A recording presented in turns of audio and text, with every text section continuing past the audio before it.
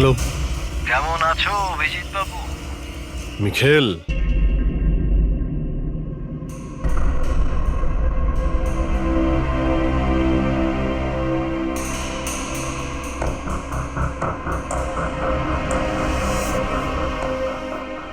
কি ব্যাপার অভিজিৎ, খুব অস্থির দেখাচ্ছে, কি হয়েছে?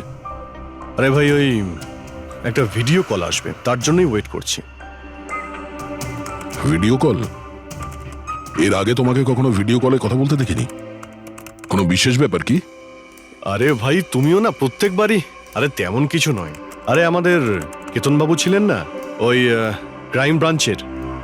হ্যাঁ হ্যাঁ, কেতনবাবু, মনে পড়েছে। আরে উনি বললেন যে 12:30টার সময় আমার সঙ্গে ভিডিও চ্যাট করতে চান, আমায় সারপ্রাইজ দেবেন, সেই জন্যই ওয়েট করছি। ও, স্যার কেমন আছেন? কেতন স্যার, আরে আপনাকে তো একদম ফিট মনে হচ্ছে। আরে কেন পেছনে লাগছো বাবা? জানো, রিটায়ারমেন্টের পরে বডিটা একটু বেড়ে গেছে। একটু এক্সারসাইজ করতে হবে। আরে না না স্যার, সত্যি বলছি, আপনাকে খুব স্মার্ট লাগছে। হ্যাঁ, আচ্ছা এটা বলো, তুমি তোমার বিয়ের কার্ড কবে পাঠাচ্ছ? আরে স্যার, আপনিও না। দেখুন স্যার, আপনি সিনিয়র, আপনি আগে করবেন, তারপরে আমি করব। আমি লাইন ভেঙে আগে কি করে যাব স্যার? হ্যাঁ, আরে ভাই, নতুন বাড়ি কিনেছি, ব্যাস ওরে বাড়ির মাল কিনে চলে আসবে। না হলে এই বয়সে আর কে মেয়ে দেবে বলো? আরে স্যার, আশা নিয়েই আমরা সবাই বেঁচে আছি। কোথায় বাড়ি কিনেছেন আপনি? ফার্ম হাউস নিয়েছি ওয়াসিতে। হ্যাঁ, চলে এসো রোববার, একসাথে লাঞ্চ করব। অবশ্যই স্যার, অবশ্যই যাব। এখন তোমাকে আমি এই ঘরটা দেখাচ্ছি, দেখো ঘরটা কেমন দেখতে। এই যে দেখো,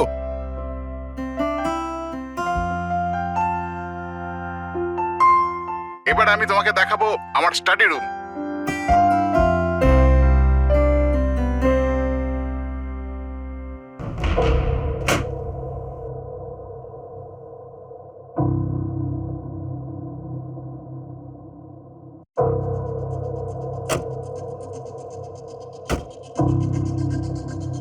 অভিজিৎ, এবার দেখো, দেখাচ্ছি তোমাকে দারুণ জিনিস, ফার্স্ট ক্লাস।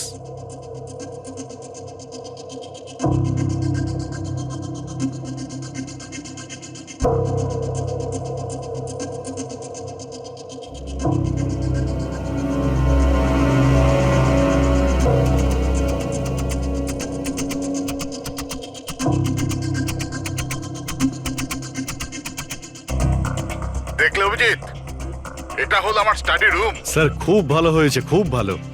স্যার রুমটা একটু খালি খালি লাগছে, যখন ফার্নিচার এসে যাবে রুমটা কিন্তু দারুণ লাগবে স্যার। স্যার কি হলো?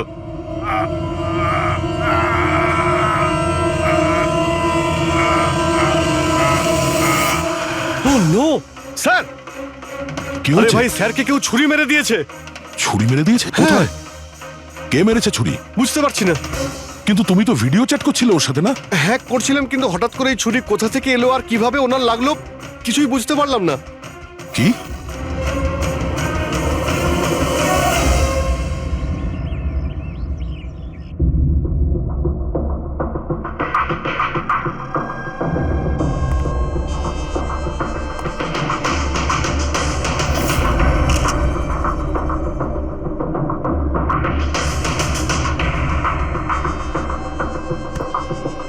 তুমি ঠিক আছো? হ্যাঁ ভাই, বুঝতে পারছি না এসব কি করে হয়ে গেল। স্যার স্যার কেতন স্যার তো 100 জনেরও বেশি আসামিকে জেলে পৌঁছেছেন। হতে পারে ওদের মধ্যেই কোনো একজন আসামি এই সব করেছে। হ্যাঁ, কিন্তু কিভাবে, কখন?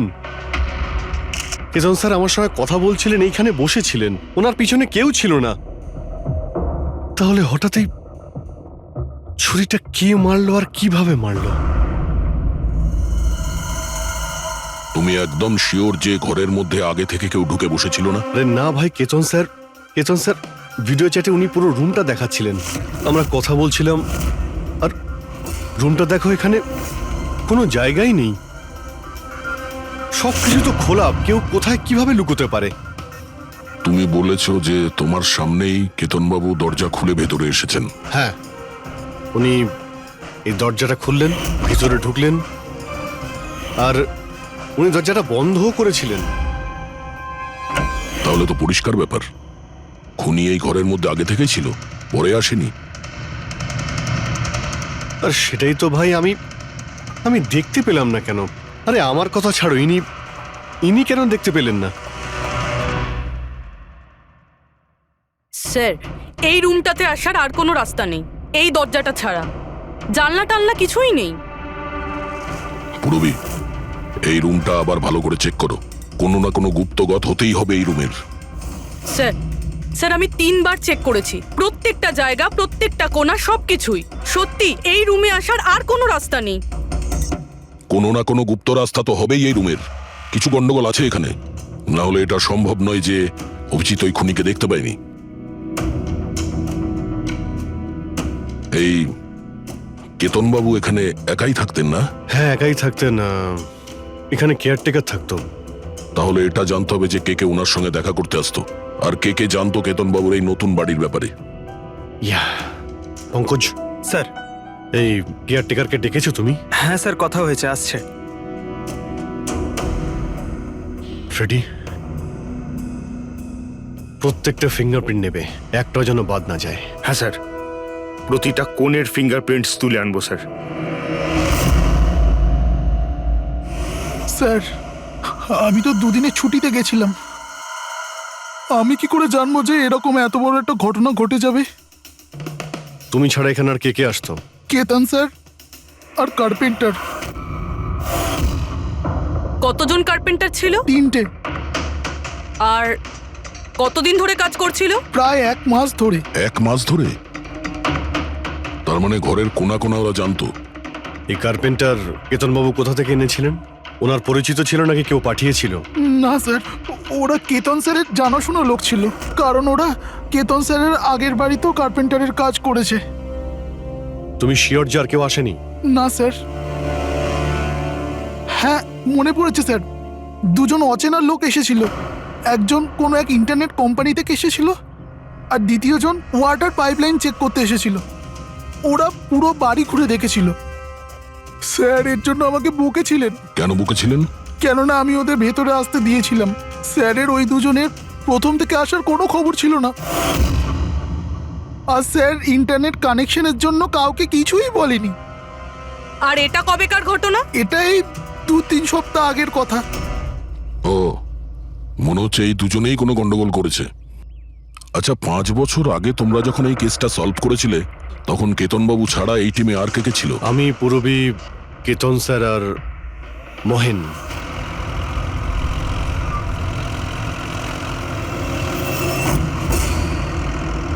ওই মহিলার প্রাণের ঝুঁকি আছে, আর ওইখানে আশেপাশেই আছে। হ্যাঁ স্যার, তাড়াতাড়ি পৌঁছে যাব। আর 15 মিনিট লাগবে ওই ওয়ার্ড হাউস। আমরা এসেই গেছি।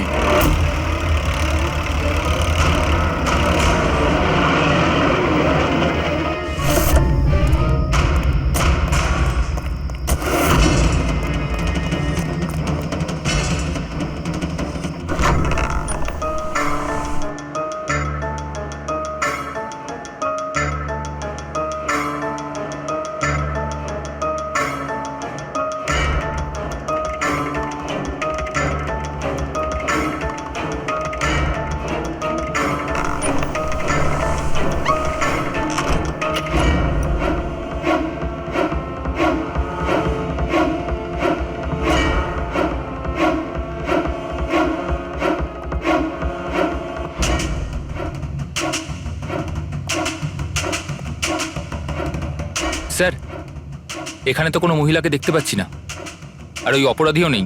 ওটা কোনো মিথ্যে কল ছিল না তো? কোনো কারণ তো হবেই যে কেউ আমাদের ফোন করে এখানে ডাকলো, আর সেই কারণে এই আশেপাশেই আছে।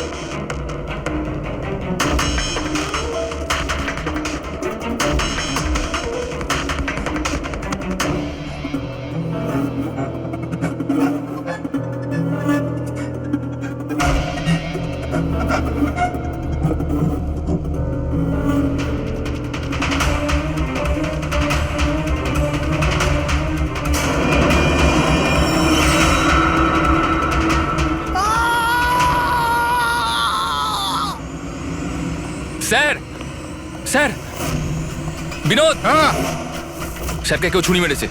Sir sir oh no oh no, he is dead. তুমি দরজাটা দেখো, দরজা দেখো তাড়াতাড়ি। আরে দরজা তো ভেতর থেকে বন্ধ, তার মানে খুনি ঘরের ভেতরেই কোথাও আছে। ওদিকে দেখো, তুমি ভেতরটা দেখো, হ্যাঁ, তাড়াতাড়ি যাও। দেখছি।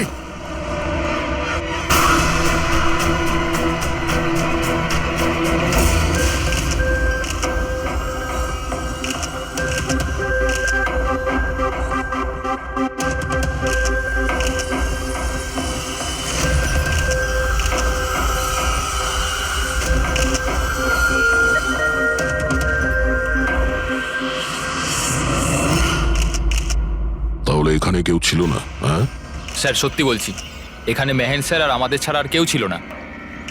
বুঝতেই পারছি না যে খুনটা করলো কি। আচ্ছা আপনারা এখানে এসেছিলেন কেন? স্যার একজন মহিলা ফোন করেছিলেন যে ওনার প্রাণ বিপদে আছে, ওনাকে বাঁচাতেই আমরা এখানে এসেছিলাম। কিন্তু এখানে তো কোনো মহিলা ছিলই না, আর ফোনটাও একটা প্রাইভেট নম্বর থেকে করা হয়েছিল। আচ্ছা, এগুলো একটা ষড়যন্ত্র, প্ল্যান করে করা ষড়যন্ত্র। স্যার এই যে এখানকার ওয়াচম্যান স্যার। তুমি গোডাউন কটায় বন্ধ করেছিলে? স্যার রাত 10টার সময়। সেই সময় এখানে কেউ ছিল? না স্যার, ভালো করে চেক করেছিলাম, কেউ ছিল না। আপনারা এই রুমের দরজাটা খোলা রাখেননি তো ভেতরে আসার পরে? না, ভেতরে ঢুকতেই আমরা সবার আগে দরজাটা ভেতর থেকে বন্ধ করে দিয়েছিলাম। স্যার খুন হওয়ার পরেও আমরা দরজা চেক করেছিলাম, ভেতর থেকে বন্ধই ছিল। খুনি আগে থেকেই ভিতরে ছিল, কেতন স্যারের বাড়ির মতো। একটাই দরজা যেটা বন্ধ ছিল, আর কোনো জানালা নেই। তাহলে খুনি গেল কোথায়? স্যার আবারও একজন এমন অফিসারের খুন হয়েছে যাকে আমরা চিনি। আমার মনে হচ্ছে খুনিকে আমি চিনি। অভিজিৎ, তুমি কি করে খুনিকে চিনবে? তুমি তো দেখোইনি খুনিকে বার। বুঝে গেছি স্যার, আপনি কার দিকে ইঙ্গিত করছেন।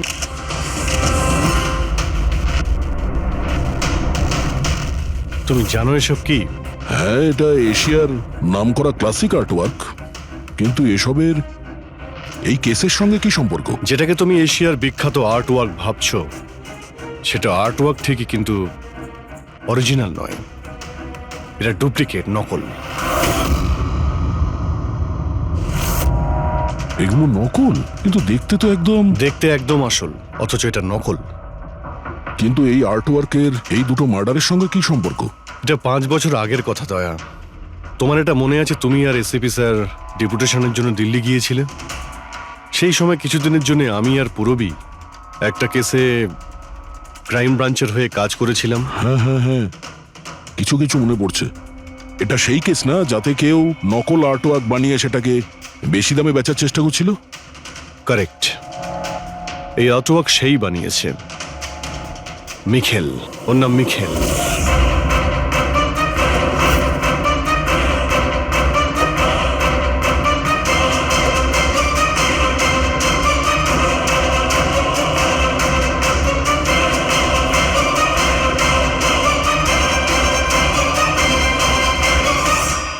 এমনটা নয় যে ওর প্রতিভা বাকি শিল্পীদের থেকে অনেক কম ছিল, তবে সত্যি কথা বলতে ও ওদের থেকে অনেক বেশি ট্যালেন্টেড ছিল। আর সেই জন্যই হয়তো ও একদিন ভেবেছিল যে অরিজিনাল পেন্টিং তো সবাই বানাতে পারে, কিন্তু অরিজিনালের মতো সেম কপি বানানো সবার পক্ষে সম্ভব নয়।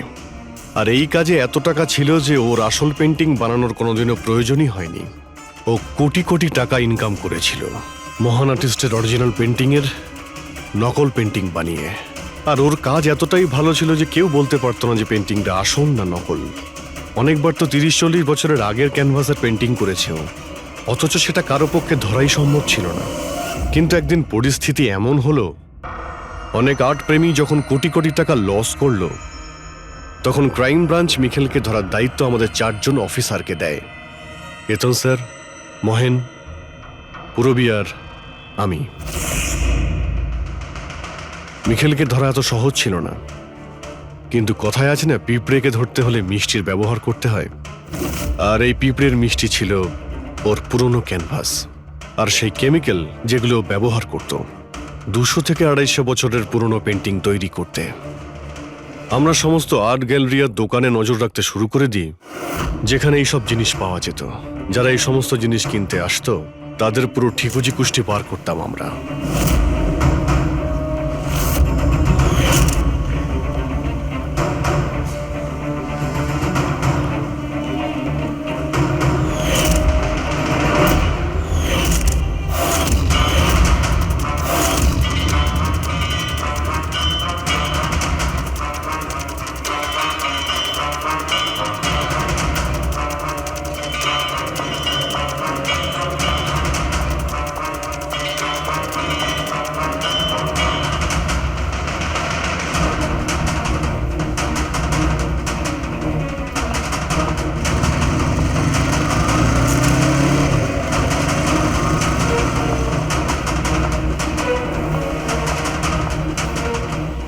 এই যতগুলো ছবি পাঠাচ্ছি প্রত্যেকের ডিটেলস আমার লাগবে।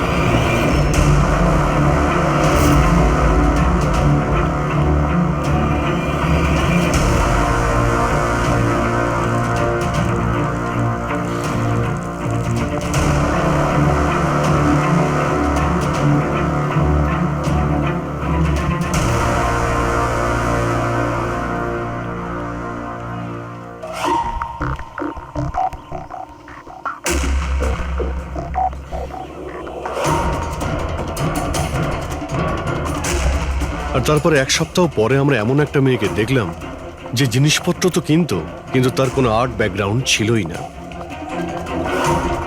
নিশ্চয়ই কোনো গন্ডগোল আছে স্যার। এই মেয়েটা ব্যাংকে কাজ করে, এর এই জিনিসগুলো কেন প্রয়োজন পড়ে, তাও আবার প্রত্যেক দ্বিতীয় দিন? হ্যাঁ স্যার, এই মেয়েটার প্রবলেম তো আছে মনে হচ্ছে।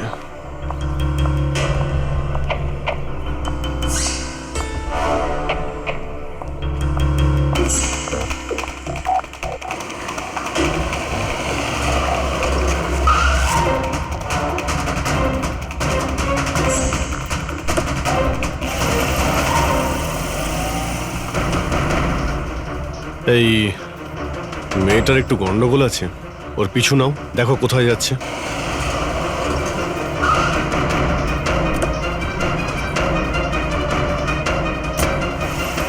স্যার আমি ওকে 3 দিন ধরে ফলো করেছি, কিন্তু কিছু জানতে পারিনি।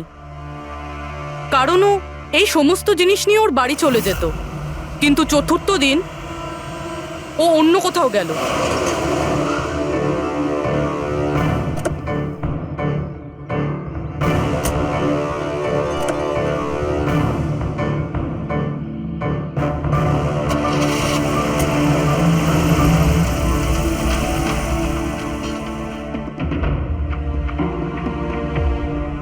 নিখিল, নিখিল, নিখিল,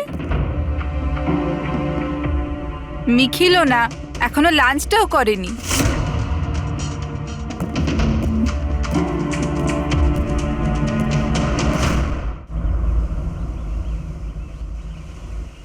এখনো লাঞ্চও করনি? এত কি কাজে ব্যস্ত থাকো যে খাওয়ার টাইম থাকে না? তোমায় দেখলেই তো আমার পেট ভরে যায়। জানো, বেবিকে মাখন লাগানোর না, এটা অনেক পুরনো আইডিয়া। মাখন নয়, সত্যি বলছি, তোমার মতো ভালোবাসতে পারে এমন জীবনসাথী কোথায় পাবো আমি, যে আমার জন্যে নিজেকেও বিপদে ফেলতে পারে। আমি তো তোমার জন্য নিজের জীবনটাও দিতে। খবরদার, এরকম কথা যদি আরেকবার তুমি বলেছ, যদি তোমার কিছু হয়ে যায় না, আমি এই দুনিয়াটাকে আগুন লাগিয়ে দেবো। এত ভালোবাসো আমায়? নিজের থেকেও বেশি। যদি আমি কিছু চাই, তুমি আমায় দেবে?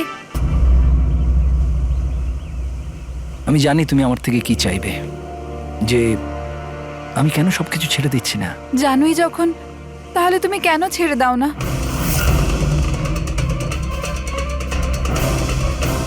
শীতল, মানুষের জীবনে দুটো নেশা হয়, আমার ভালোবাসার নেশা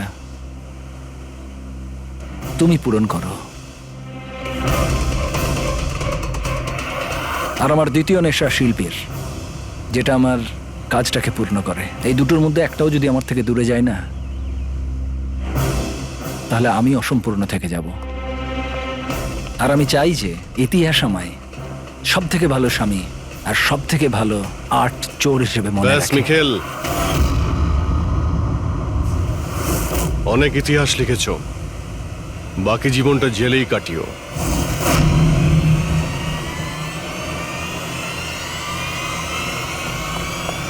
Mikheil,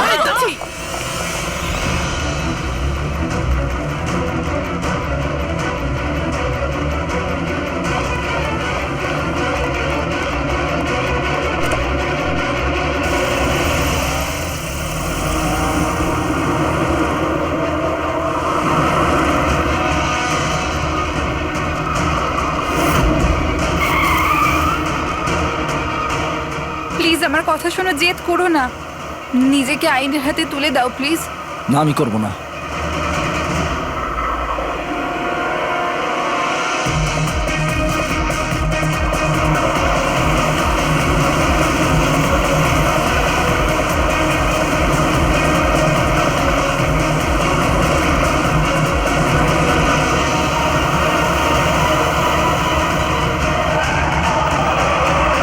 Nikhil!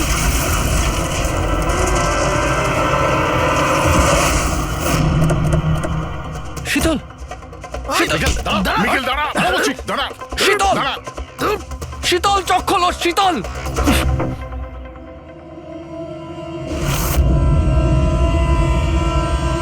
She is dead, sir. তোমাদের জন্য আমার শীতল আমাকে ছেড়ে চলে গেল। ছাড়বো না আমি তোমাদের। তোমার স্ত্রীর মৃত্যুর জন্য আমরা দুঃখিত, কিন্তু তার জন্য দায়ী আমরা নই, তুমি।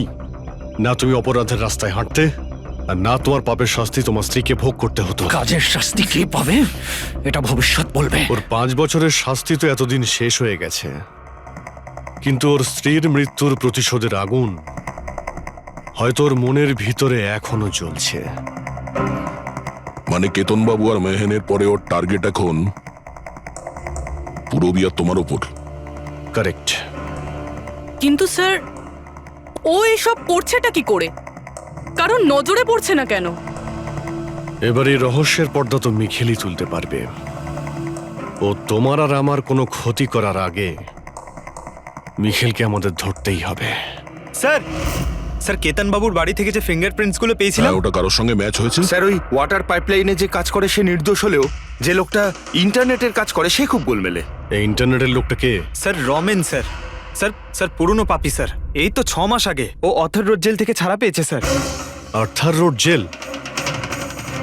ওই মিখেলকে তো ওই জেলেই রাখা হয়েছিল। তার মানে ওই জেলেই এই অপরাধের প্ল্যানিংটা করা হয়েছিল, মিখেল আর ওই রমন জব মিলে নিয়ে। তুই নিশ্চয়ই আবার জেলে যেতে চাইবি না? না স্যার, আমার দ্বিতীয়বার জেলে পাঠাবেন না স্যার। যদি আজ আমি মিখেলকে না পাই তাহলে তোকে এখানেই পুঁতে দেবো। না স্যার, মিখেল আমার সাথে এখানেই দেখা করতো, এখানেই দেখা করতো, আমি সেখানেই নিয়ে যাচ্ছি আপনাদের। আমার মিখেলকে চাই, ব্যাস। হ্যাঁ স্যার, ওখানেই নিয়ে যাচ্ছি আপনাদের।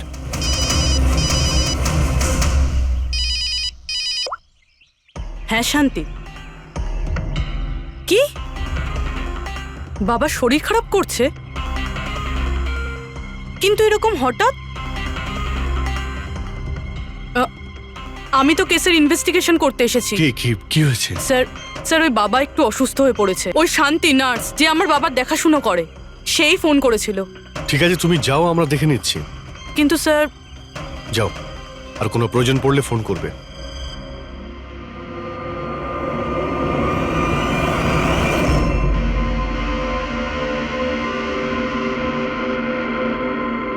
কি হলো স্যার? ফ্রেডি, আমি এটা ভাবছি যে আমাদের এই সিআইডির কেরিয়ারে আমরা অনেকেই ক্লোজ রুম মার্ডার সমাধান করেছি, কিন্তু তাদের মধ্যে একটা কেসও এরকম ছিল না। হ্যাঁ স্যার, এর আগেও এরকম ঘর বন্ধ থাকার কেস এসেছিল। কোথাও না কোথাও তো গোপন রাস্তা খুঁজে পাওয়াই যেত খুনির আসার এবং যাওয়ার জন্য। হ্যাঁ, হয়তো রুমের মধ্যে কোনো গুপ্ত পথ থাকে, না হলে রুমের মধ্যে কোনো রাস্তা বানানো হয় খুন করার জন্য। কিন্তু এখানে না তো কোনো গুপ্ত রাস্তা আছে, না রুমের মধ্যে কোনো গন্ডগোল করা হয়েছে, না। আর এই খুনি এমন যাকে দেখাই যাচ্ছে না। স্যার, আমার তো ভেবেই কিরকম মাথাটা ঘোরা শুরু হয়ে গেছে। খুনিকে দেখা যাচ্ছে না কেন? অনেক বছর আগে আমি একটা সিনেমা দেখেছিলাম যেখানে হিরো একটা গ্যাজেট লাগিয়ে অদৃশ্য হয়ে যেত, কিন্তু ওটা তো সিনেমা ছিল না স্যার। হ্যাঁ, ওটা তো সিনেমা ছিল, কিন্তু এটা তো বাস্তব জীবন। স্যার, কি ভাবছেন আপনি? এটাই ভাবছি, এর মধ্যে কোন জিনিসটা আমি বুঝতে পারছি না।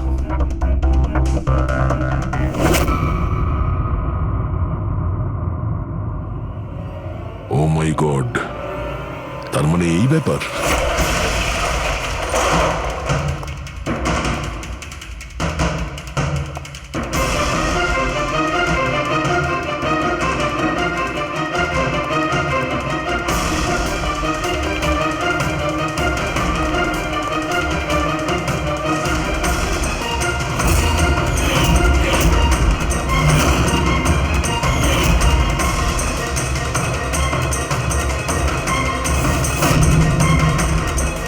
অনেকদিন ধরেই আমাদের চারজনকে ফলো করছিল, আর তুই ওকে হেল্প করছিলি এই সমস্ত কাজে। হ্যাঁ স্যার।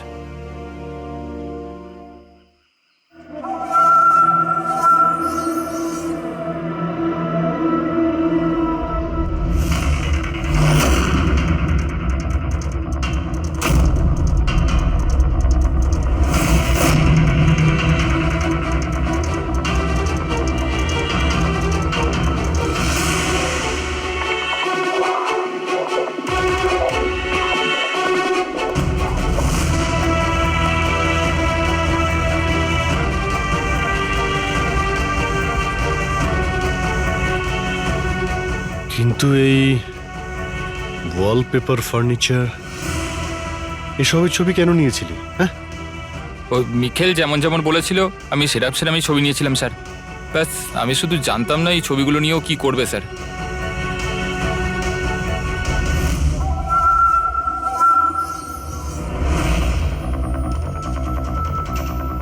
তাহলে কি এই ছবির মধ্যেই লুকিয়ে রয়েছে খুনের রহস্য?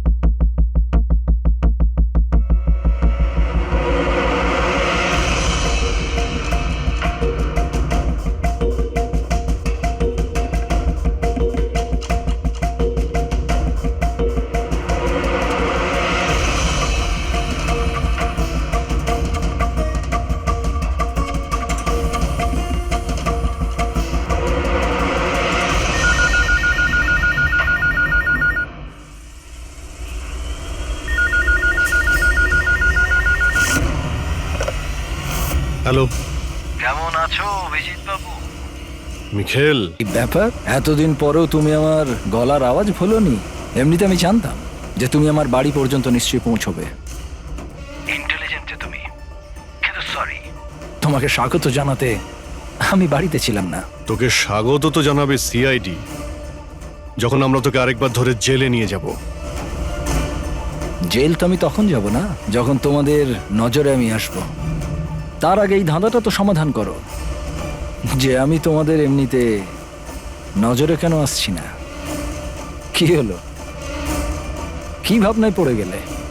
হ্যাঁ, আমি জানি তুমি ইন্টেলিজেন্ট, কিন্তু এতটাও ইন্টেলিজেন্ট নও যে এই কেসটাকে সমাধান করো। কেসটা তো তোমার আর পুরবীর মৃত্যু দিয়েই শেষ হবে। মিখেল, না না না না না না না না। রাগ নয় অভিজিৎ বাবু, রাগ করে কেন নিজের বিপি বাড়াচ্ছ? চলো একটা ছোট্ট তোমায় হিন্ট দিয়ে দিই। আমায় তুমি সেখানেই দেখতে পাবে যেখানে এই গল্পের শুরু হয়েছিল,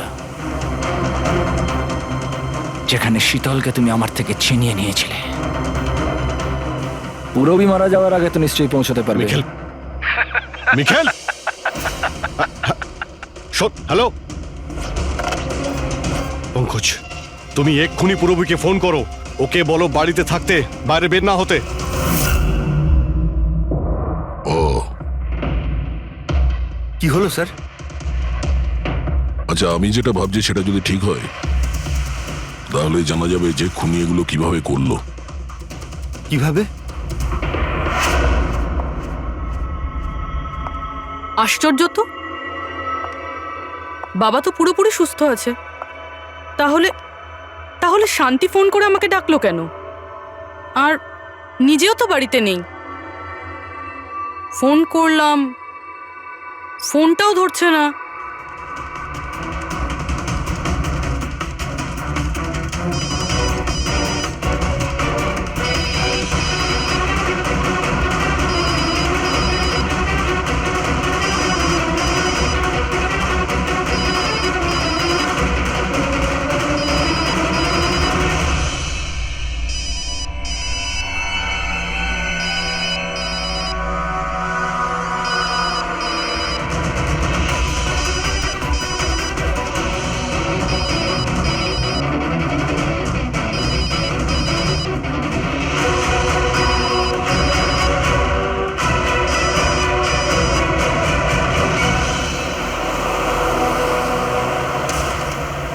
স্যার এই পুরবি তো ফোনই তুলছে না। কি ফোন তুলছে না? কোনো প্রবলেম নেই তো? স্যার মিখেল ওর কাছে পৌঁছে যায়নি তো? হতে পারে ওই যে ফোনটা এসেছিল ওর বাড়ি থেকে ওর বাবার শরীর খারাপের ব্যাপারে, হতে পারে ফোনটা মিখেলই করেছিল। স্যার পুরবির কিছু হবে না তো? আশা করছি আমরা সময় মতো পৌঁছে যাব। যদি পুরবীর কিছু হয় তাহলে না,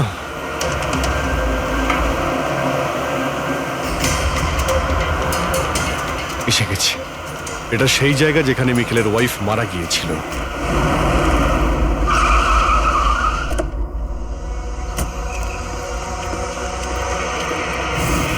পুরবী!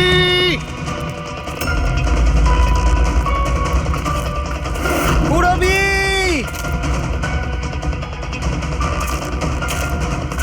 পুরবী! পুরবি! ওই দিকটা দেখো। পুরবি! পুরবি!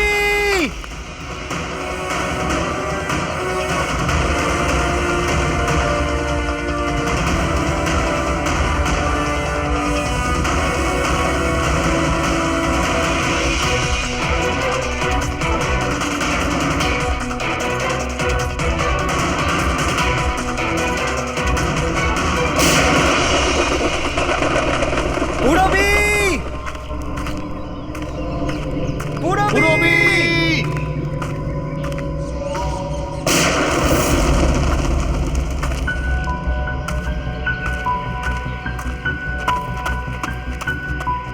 স্যার, হ্যাঁ পঙ্কজ, জানি না স্যার কে গুলি চালালো।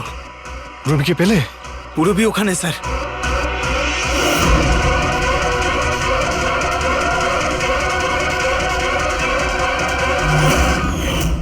ও নো! পঙ্কজ, অ্যালার্ট থাকবে। আমাকে কভার করো, আমি যাচ্ছি পুরবীর কাছে।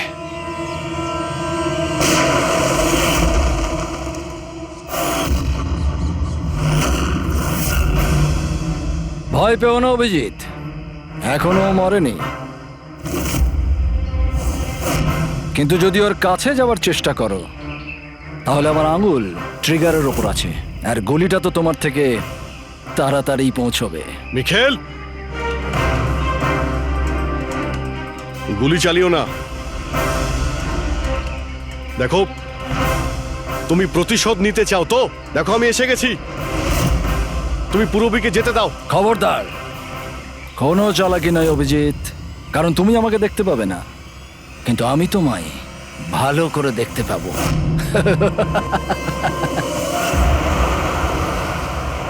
অভিজিৎ, আমার কথা মন দিয়ে শোনো, তুমি একদম রিয়াক্ট করবে না। তুমি এই মিখেলকে দেখতে পাবে না। তুমি আর কেতনবাবু, ওকে কেতনবাবু স্টাডি রুমে দেখতে পাওনি। মাহান ওকে আর্ট ওয়্যার হাউসে দেখতে পাইনি। পূরবী নিজে ওকে ওর ঘরে দেখতে পাইনি। কেন? কারণ ওকে দেখা সম্ভব নয়। ও যেখানে যেখানে অন্যায় করে সেখানকার কোণে কোণে ও লুকিয়ে পড়ে। ওই রুমে, ওই ডেকোরেশনে ও এমন ভাবে লুকিয়ে পড়ে কেউ বলতেই পারবে না যে ও আর্ট পিস না, একজন মানুষ। কেতনবাবুর রুমে ও ও ওয়ালপেপার হয়ে গেছিল, ওয়ালপেপার।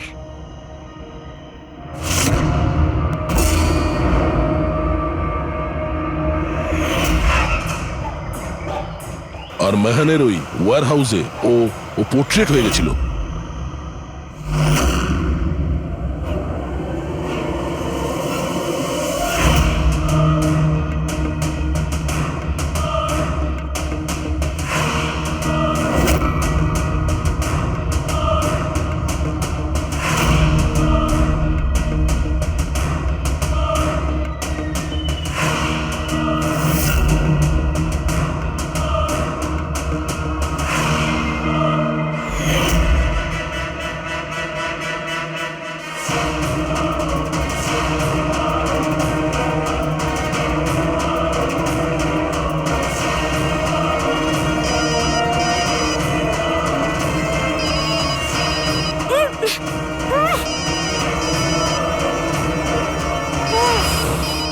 এটা আমি তখনই বুঝতে পারলাম যখন ওয়্যার হাউসের ক্রাইম সিনের ফটোগুলো আমি দেখলাম। তখনই আমার নজর ওই পোর্ট্রেটের আঙুলের ওপর গেছিল।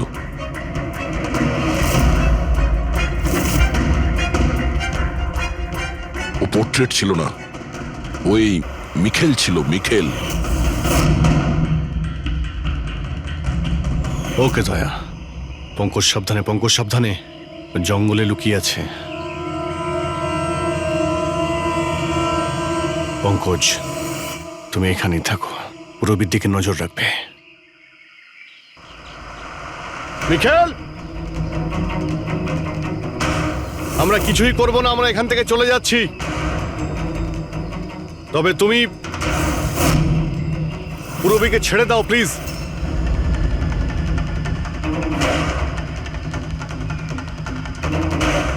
দেখো, এসব করে আর কোনো লাভ নেই।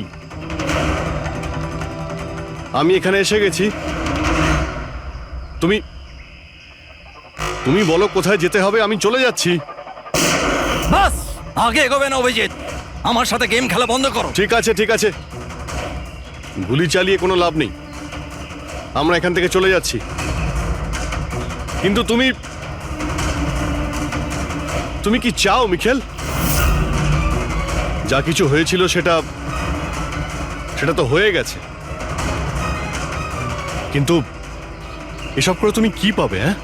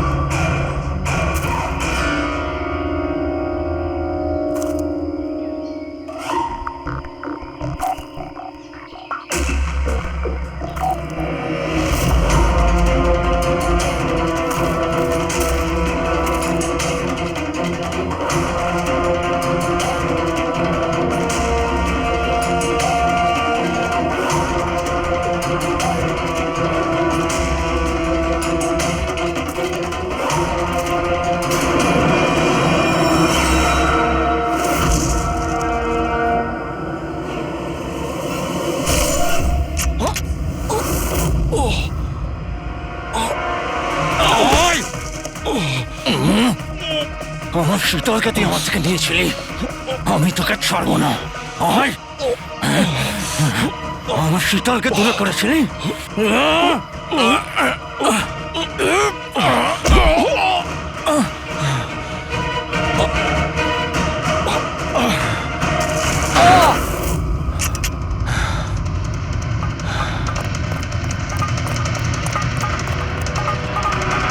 রবি তুমি ঠিক আছো তো? তোর আসল জায়গা জেলে, আর এইবার তুই বাইরে আসবি না, সোজা ফাঁসিতে ঝুলবি। আমার বউয়ের জ্বলন্ত চিতা দেখে আমি শপথ নিয়েছিলাম যে যতক্ষণ না তোমাদের চারজনকে আমি শ্মশানে পাঠাবো, না বেঁচে থাকবো না মরবো। দুজন তো গেল, এখন তোমরা দুজন বেঁচে। তোমাদের আইনকে বলো যেন শক্ত থেকে শক্ত জেল বানায়, কারণ এবার কোনো জেলই তোমাকে আমার থেকে বাঁচাতে পারবে না। ঠিক আছে, চলো নিয়ে যাও একে। চল চল।